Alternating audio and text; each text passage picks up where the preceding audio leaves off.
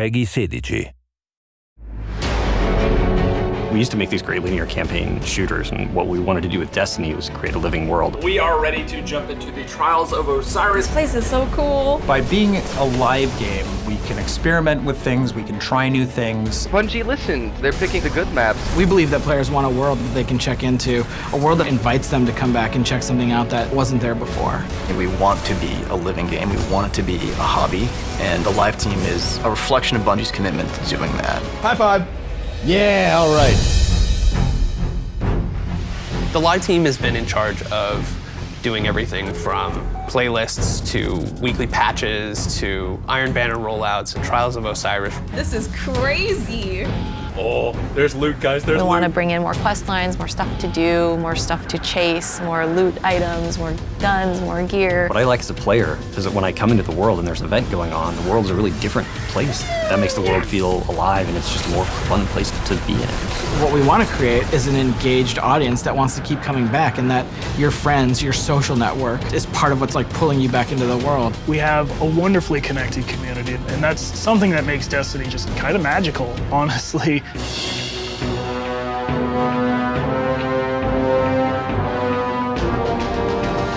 at this. This is so cool. This is amazing. I love it. You trolls, Bungie. Oh, look at that. She has a Crota mask.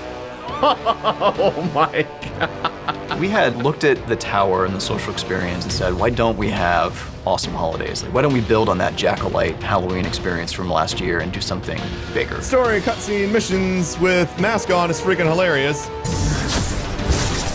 We want to create these community lightning rods of things that people are doing together. If players are responding really well to them, like, that's what we want to build more of.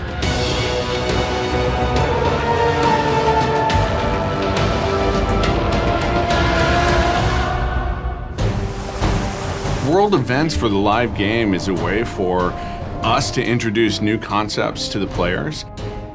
Sparrow racing has been on a lot of people's minds for a long time. Sparrow racing is like our first experiment with how do we build something that the community can actually have a hand in its future fate. Being able to spin up Sparrow Racing, I think, is a really great example of an idea that pops up and foments from the community. We're able to take it and deliver it.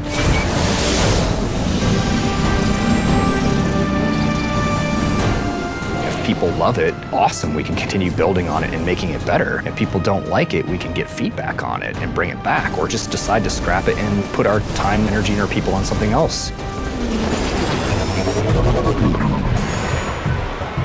Sparrow Racing is a 3-week event that is hosted by Amanda Holliday, and it's available to all players of the Taken King. La velocità uccide, ma è un bel modo di andarsene. You're hauling ass through the desert and you want things to be aerodynamic. So we have dyeable suits, we have branded suits with Sparrow Racing logos, we have suits with little bits sticking off of it, and then color-coded suits that match paint jobs on the Sparrows. We take a similar approach with the Sparrow. We have the one base model, which is the core industrial design of it, and then we have variations of that. You could wear exotics, you could wear your raid gear, you could have masks from Festival of the Lost, you can do whatever you want. Sparrow Racing is a 6-player free-for-all death race through enemy territory. Dovrai essere veloce e senza paura se vuoi vincere queste gare. We have 2 race courses, one on Venus and one on Mars.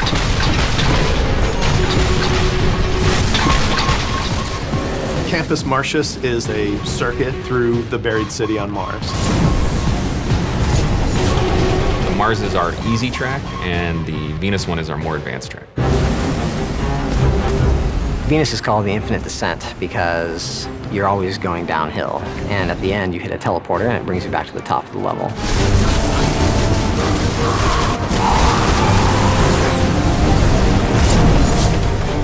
In Venus, there's a ton of shortcuts. You can shortcut through a waterfall, jump over an entire turn, and then land right on a boost gate and take off.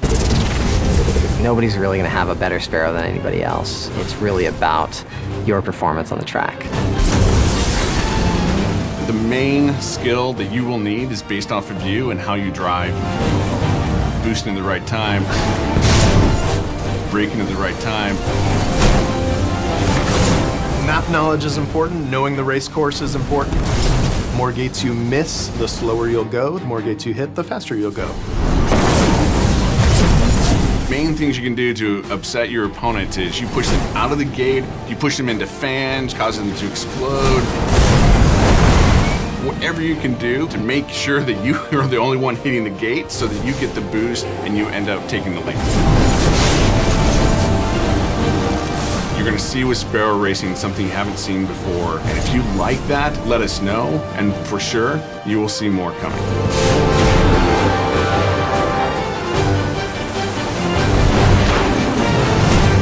Mi ricordo i bei vecchi tempi quando c'erano solo un astore e una striscia di terra. Ne sono cambiate di cose.